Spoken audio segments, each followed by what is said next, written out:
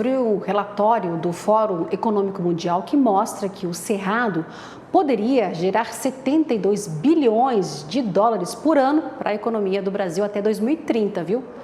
E eu converso agora então com o Felipe Serigati, economista da FGV Agro. Muito obrigada pela tua participação hoje aqui com a gente no Agro Mais 17 horas, viu, Felipe? Olá, boa tarde, Simone. Eu que agradeço o convite. Boa tarde. Um novo modelo, então, aí de crescimento, né, com medidas de proteção ambiental, também impulsionando a sustentabilidade, poderia gerar mais de 70 bilhões de dólares, segundo aí o relatório, por ano, esse montante aí, né, para a economia, com soluções que foram apresentadas nesse relatório para chegar a esse crescimento. Como é que você analisa, então, o relatório com esse montante? Chega a esse valor? Pois é, né? Então vamos lá. O tema apresentado é um tema importante que está na agenda, tem despertado ali, vamos lá, movimentado o debate, o que é uma ótima notícia, né? Muito bom o pessoal está divulgando. Olha, existem uma série de investimentos que podem ser realizados aqui no Brasil, que, a princípio, têm capacidade de gerar um retorno interessante, investimentos com um conjunto de atributos atraentes, né? Entre eles, uma pegada mais sustentável. Então, do lado de cá, né, ao me debruçar sobre esse relatório, ele tem o mérito de motivar ali as pessoas, motivar os agentes, jogar holofotes numa questão importante, que é justamente o potencial bioeconômico da economia brasileira, né? E aí com foco, que é o caso desse relatório, principalmente no Cerrado.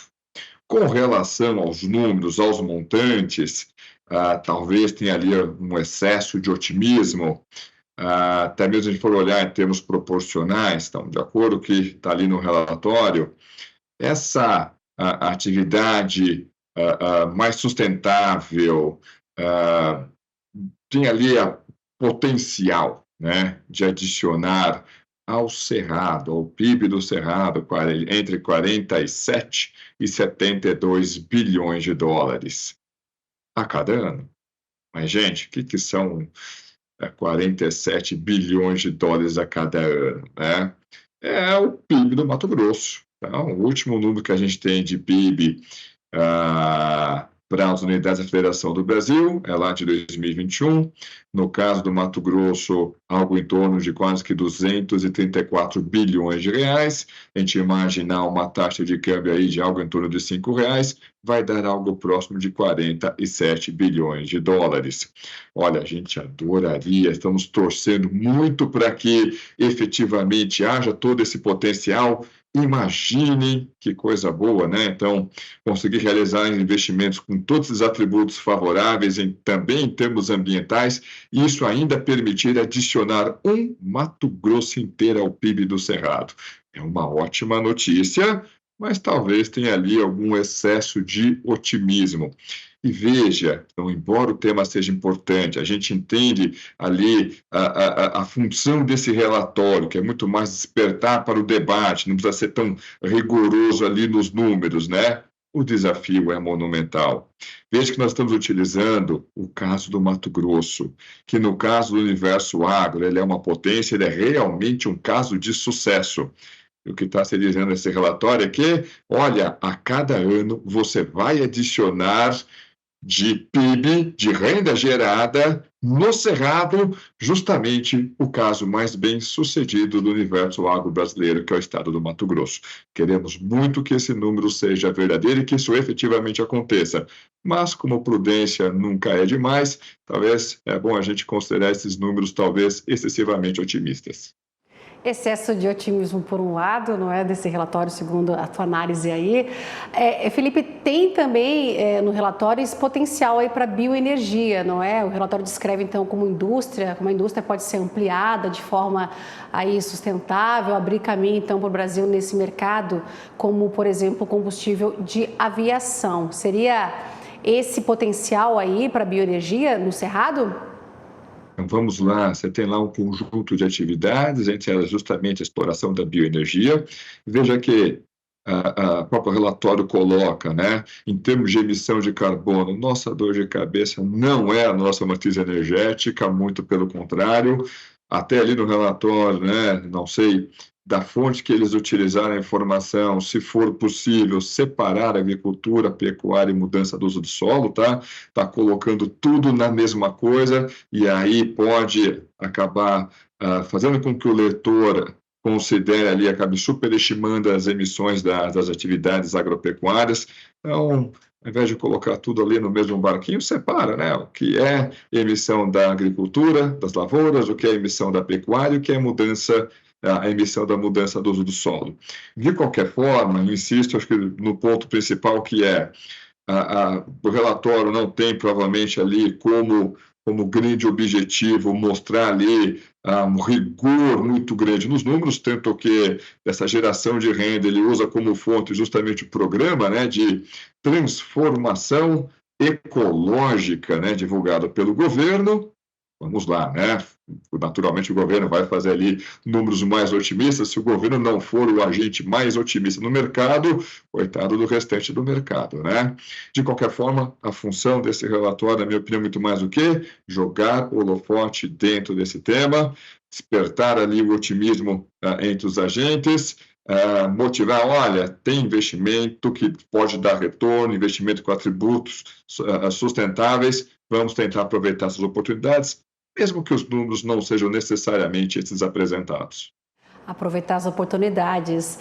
Felipe, sendo o Cerrado, aí, segundo ainda o relatório, uma potência, então, para a produção de alimentos, mas, por outro lado, eles falam aí que pode ter perigo, né, quando relacionado ao tema desmatamento.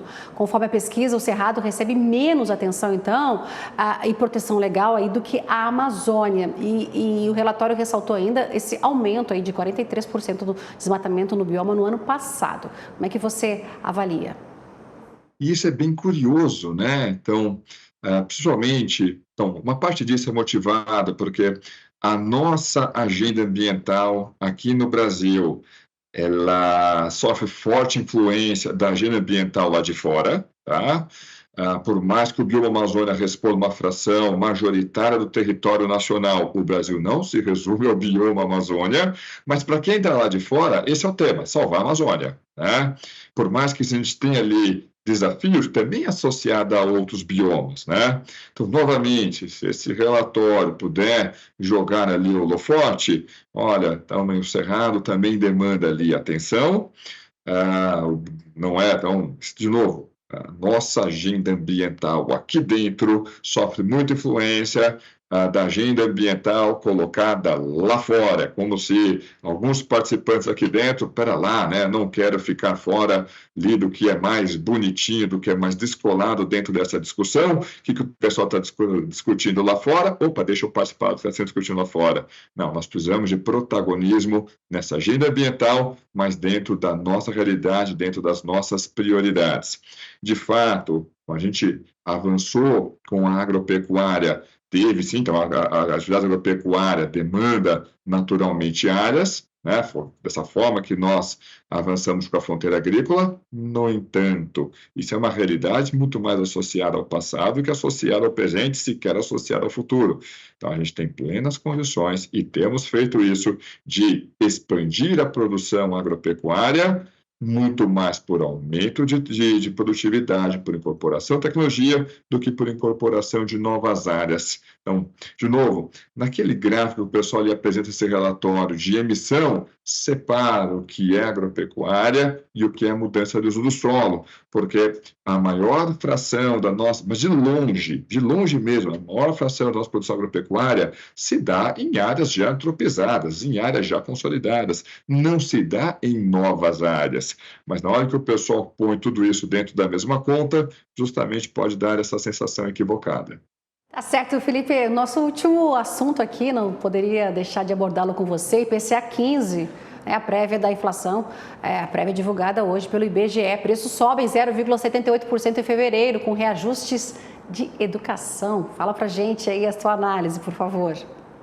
Pois é, hoje saiu o IPCA 15, né? Entre aspas, a prévia do IPCA do mês cheio. Mas vamos lá, o que que nós temos ali? Em termos quantitativos, veio uma boa notícia, né? Então, a inflação veio abaixo do que o mercado esperava. O mercado esperava algo entre 0,83 e 0,84 e veio aí em 0,78. Maravilha. Mas não está aí, talvez, a principal notícia. A principal notícia é que, embora o quantitativo veio bom, o qualitativo veio desconfortável. Nós já tínhamos conversado em outras oportunidades, ou seja, na divulgação do IPCA nos meses anteriores, e quem é que está dando uma cara um pouco mais desconfortável? Justamente a parte de serviços adjacentes, serviços pessoais e despesas pessoais, né?